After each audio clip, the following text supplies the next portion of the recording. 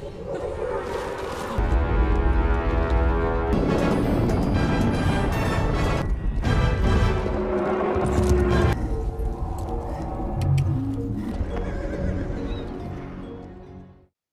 दोस्तों, इस कहानी की शुरुआत में हमें 1998 एक टीवी शो का सेटकॉम दिखाया जाता है। ये बहुत ही फेमस शो था उस समय, जिसका नाम गॉड इज होम था। इसमें एक चिंपैंजी को लिया गया था, वो एक पेट के रोल में होता था। इसमें कॉमेडी थी तो काफी लोग इस शो को पसंद करते थे। मगर फिर एक दिन वही चिंपैंजी बेकाबू हो गया और उसने सेट पर 2 लोगों को मार डाला, जो असल में इस शो के मेन कैरेक्टर्स थे, और एक टीनेज लड़की का चेहरा बिगाड़ दिया। सिर्फ एक लड़का जिसे इस चिंपैंजी ने कुछ नहीं कहा, वो था रिकी। अब मूवी के इस शुरुआती सीन का मेन कहानी से कोई लेना देना नहीं, बस इसमें एक बात की तरफ इशारा है जो आखिर में समझ आएगी। अब यहाँ से शुरू होती है मेन कहानी। ये है अभी का समय। हमें कैलिफोर्निया का एक टाउन दिखाया जाता है जहाँ एक परिवार रहता था। ये परिवार हॉर्स ट्रेनर था। पिता का नाम ओटिस था और उसके बेटे का ओजे। ओजे की एक बहन भी थी, मगर उसे ये काम नहीं पसंद था। ये लोग घोड़ों को ट्रेन करते। टीवी शोज, फिल्म्स और डॉक्यूमेंट्रीज में इनका इस्तेमाल होता। यहाँ तक तो इन लोगों की जिंदगी नॉर्मल ही चल रही थी। मगर फिर एक हादसा होता है। एक दिन जब ओजे और उसके पिता घोड़ों को ट्रेन कर रहे थे, आसमान से कुछ चीजें गिरने लगी। उन्हीं चीजों में एक सिक्का ओजे के पिता ओटिस को लग जाता है। अब इससे पहले कि ओजे उसे हॉस्पिटल पहुंचाता, उनकी मौत हो गई। इस बात से वो सदमे में था। बाद में ये कहा गया कि शायद किसी प्लेन से यहाँ मलबा गिरा होगा, तो कोई इस बारे में ज्यादा सोचता नहीं, क्योंकि उस समय ओजे ने आसमान से कुछ अजीब सी आवाजें भी सुनी थी और जो चीजें गिरी थी वो आम इस्तेमाल का ही सामान था, जो अक्सर लोगों के जेब में होता है। अब इस हादसे को हुए 6 महीने गुजर गए। ओजे अब काफी परेशान रहने लगा था, क्योंकि अब फैमिली बिजनेस उसे ही चलाना था, तो उसे एक प्रोजेक्ट के लिए बुलाया गया था। ओजे एक घोड़ा लाया था जिसका नाम लकी था। वो एक कमर्शियल शूट करने वाले थे। उस दिन ओजे की बहन भी आ जाती है, जो फिल्म इंडस्ट्री को लेकर काफी सीरियस थी और वो इसी में अपना करियर बनाना चाहती थी। वो एक स्पीच देती है कि सबसे पहला मोशन पिक्चर जब बनाया गया था, उसमें घोड़े पर सवार एक ब्लैक आदमी था और वो असल में इनके ग्रैंडफादर थे, मगर उसका अब कोई रिकॉर्ड नहीं। उस दिन शूट शुरू होने से पहले ही घोड़ा लात मार देता है और ओजे को उस प्रोजेक्ट से निकाल दिया जाता है, क्योंकि इससे पहले ओजे के पिता ये सब संभालते थे और ओजे को देखकर किसी को भी उस पर भरोसा नहीं था, तो ये एक बहाना काफी था।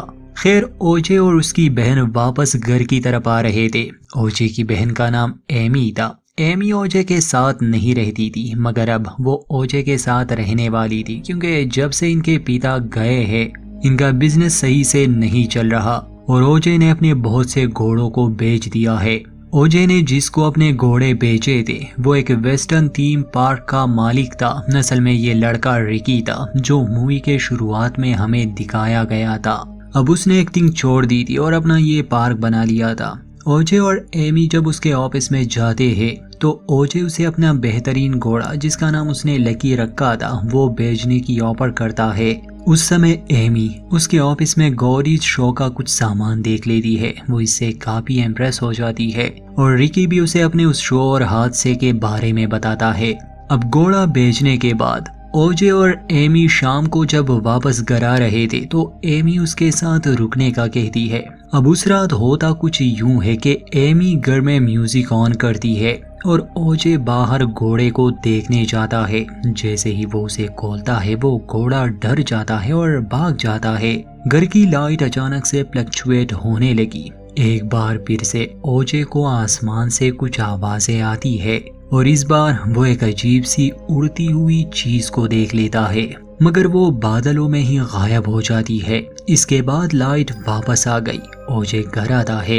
एमी पूछती है कि वो सब क्या था और वो घोड़ा कहाँ भाग गया, तो ओजे घर की सीसीटीवी फुटेज चेक करता है, मगर उसमें खास कुछ नजर नहीं आता। इसके बाद ओजे एमी से कहता है कि पिताजी पर आसमान से कुछ गिरा था और वो कहता है कि मैंने आसमान में कुछ देखा। एमी समझ जाती है कि उसका भाई यूएफओ या एलियंस के स्पेसक्राफ्ट की बात कर रहा है। खैर अगले दिन ये भाई बहन मार्केट जाते हैं और वहाँ से सीसीटीवी कैमरास लेते हैं, ऐसे कैमरास जो बिजली जाने पर भी बंद ना हो, उसमें बैकअप हो।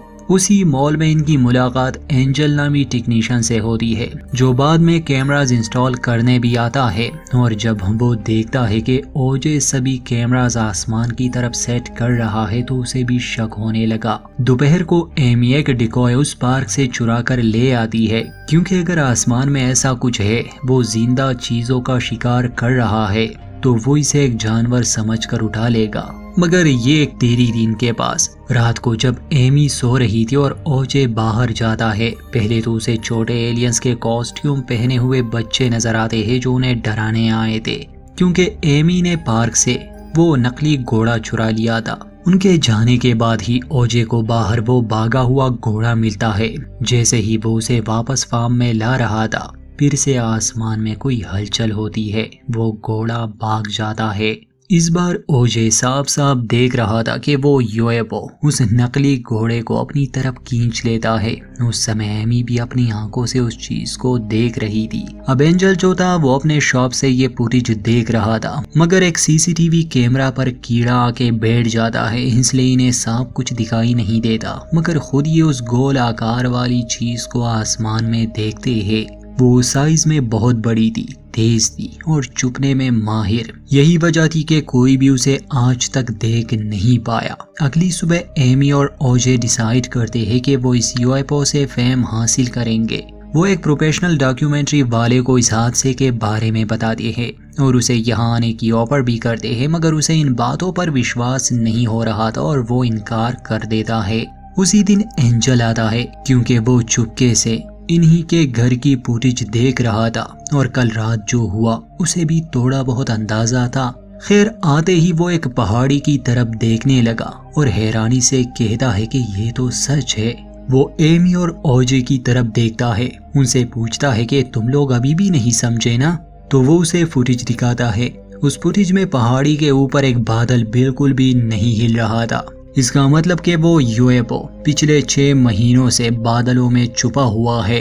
खैर ये यूएफओ भी नहीं है, कुछ और है, क्योंकि यूएफओ का कॉन्सेप्ट बहुत ओल्ड है और इस मूवी में इसे एक नए अंदाज के साथ दर्शाया गया है। एमी कहती है कि हमारे पास फुटेज है, हमारे पास एलियन का सबूत है, क्या ये हम दुनिया को नहीं दिखा सकते? तो एंजल कहता है कि मैंने ऑनलाइन इस तरह के कुदरती बदलाव देखे हैं, शायद कोई भी इस पर यकीन ना करे और हमारा मजाक उड़ाए। इन्हें स्ट्रॉन्ग एविडेंस चाहिए था। दोस्तों अब यहाँ से सीन शिफ्ट होता है उस 1998 वाले टीवी शो पर, जिसमें एक चिंपैंजी बेकाबू हो जाता है और लोगों को मार डालता है। फिर हमें प्रेजेंट का सीन दिखाया जाता है कि कैसे रिकी ने उस सब की मौत अपनी आंखों से देखी थी। खैर आज उसके पार्क में एक शो होने वाला था। टाउन के कुछ लोग वहां जमा हुए थे और जैसे ही शो शुरू होता है, आसमान में एक अजीब सी हलचल होती है।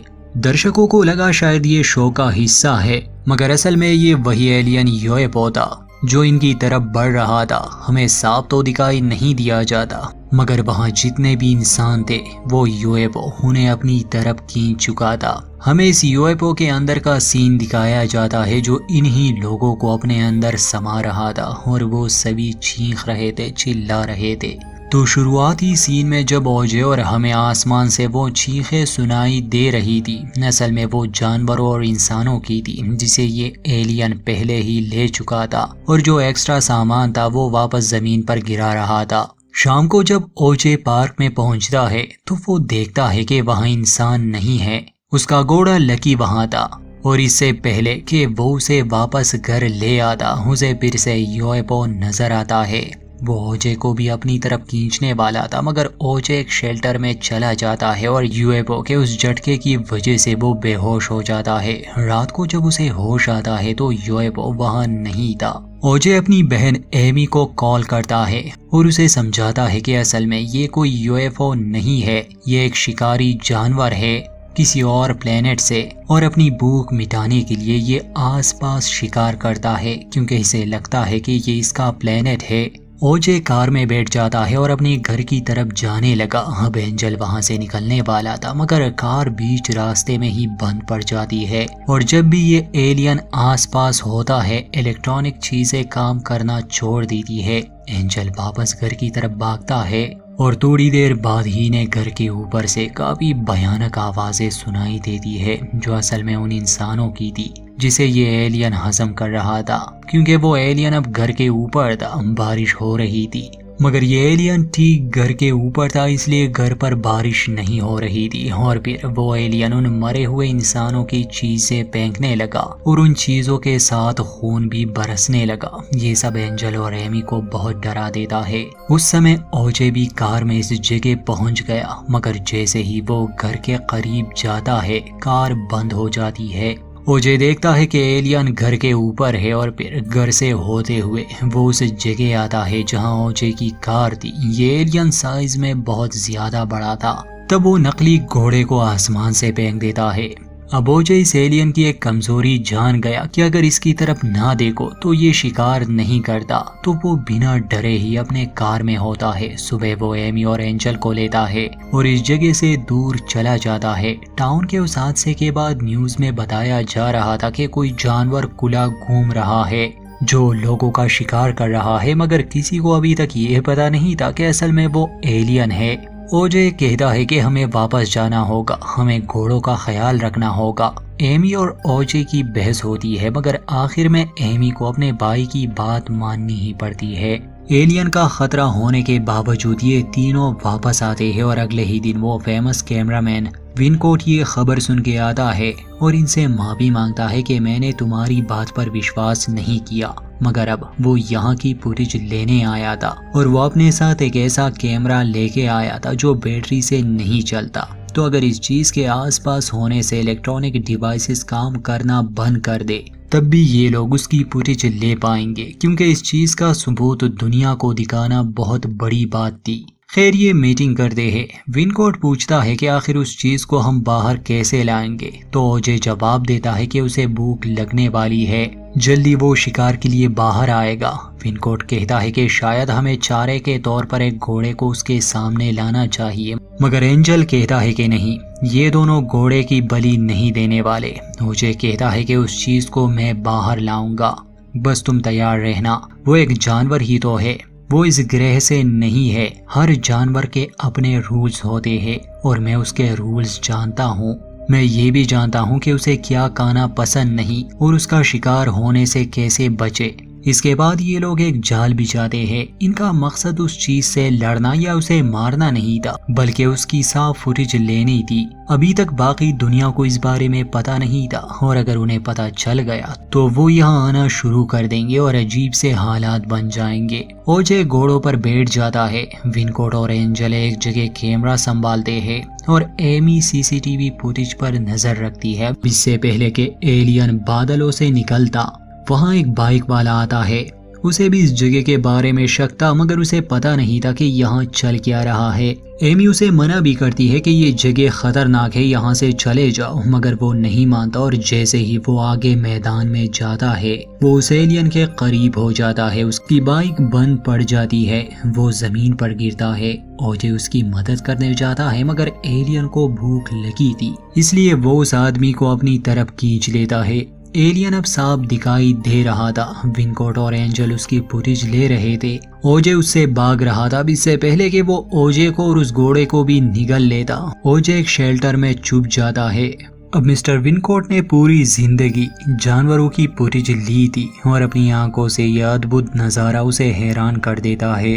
वो इतना जज्बाती हो जाता है कि अपना कैमरा लेके उस एलियन के सामने आता है और रिकॉर्डिंग करने लगा, मगर वो एलियन उसे निगल लेता है। अब वो एंजल को भी निगलने वाला था, मगर वो खुशकिस्मत था, किसी तरह वो बच जाता है। एमी ये सब देखती है तो वहाँ से भागने लगी। ओजे उसकी मदद करता है और खुद एलियन को अपने पीछे लगा देता है। अब एलियन एक गोल आकार से बदलकर अलग तरह का रूप लेने लगा। वो साइज में काफी बड़ा था। एमी को निकलने का मौका मिलता है। वो पार्क तक भागने में कामयाब हो जाती है। जिस कैमरा में सबूत था वो तो विनकोट के साथ ही एलियन के पेट में चला गया। तो एमी पार्क के एक बैलून को खोलती है और वहां के कुएं में लगे कैमरा की मदद से वो उसकी तस्वीरें लेने लगी। जैसे ही वो एलियन उस बैलून को निगल लेता है, वैसे ये बड़ा ही बेवकूफ एलियन है। जिंदा और बेजान चीजों की कोई समझ ही नहीं।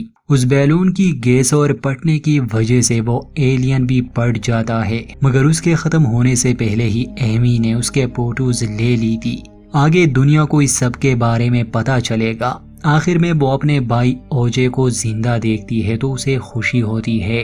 एलियन की इस जंग में विनकोट और इस टाउन के बहुत से लोग मारे गए। एंजल भी बच गया और यहीं पर इस कहानी का अंत। दोस्तों वैसे ये मूवी बहुत ही स्लो है। इस कहानी में 3 बातों पर फोकस किया गया है। ब्लैक अमेरिकन अफ्रीकन्स के बारे में कि दुनिया उन्हें नजरअंदाज करती है, जानवरों के बारे में, उनके बर्ताव और उसूलों के बारे में, और यूएफओ को लेकर लोगों के कॉन्सेप्ट को लेकर। जब भी कोई यूएफओ की बात सुनता है तो उसके दिमाग में यही आता है कि इस गोल्ड डिस्क के अंदर बड़े सर वाले छोटे कमजोर एलियंस होंगे, मगर इस कहानी में इस चीज को काफी अलग दिखाया गया। उम्मीद करते हैं ये कहानी आपको पसंद आई होगी, तो लाइक करें और चैनल को सब्सक्राइब करना ना भूलें।